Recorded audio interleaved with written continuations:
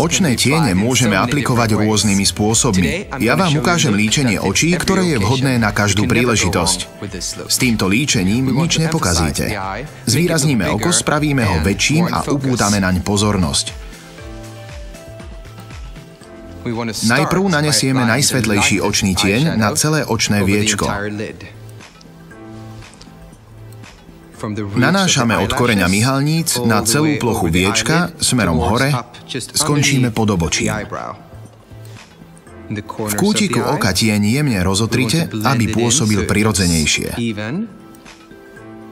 Aby sme vytvorili dojem, že oko je väčšie, použijeme dve rôzne farby, svetlohnedú a tmavšiu sivohnedú farbu.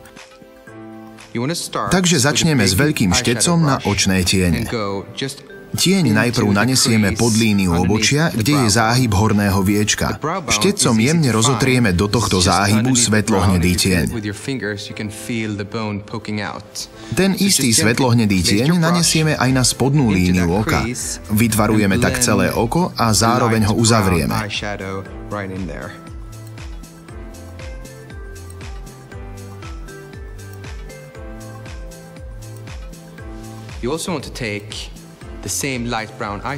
Tento tieň nanesieme iba na vonkajší okraj v spodnej časti.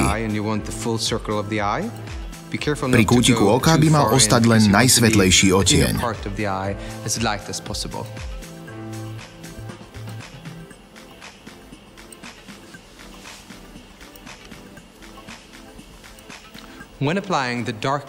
Najtmavší odtieň nanesieme na vonkajší okraj myhalníc. Vytvoríme malý trojuholník, takže ideme popri vonkajšej línii myhalníc smerom hore k záhybu horného viečka. Vnútorná strana viečka musí byť najsvetlejšia. Vonkajšia strana by mala byť čo najtmavšia. Dôležité je tieň pekne rozotrieť tak, aby tam nezostávali žiadne ostré okraje. Ak máte padnuté viečka alebo jemné vrásky, mali by ste sa vyhnúť očným tieňom, ktoré obsahujú trblietky alebo lesk. Práve tie môžu spomínané nedostatky ešte viacej zvýrazniť.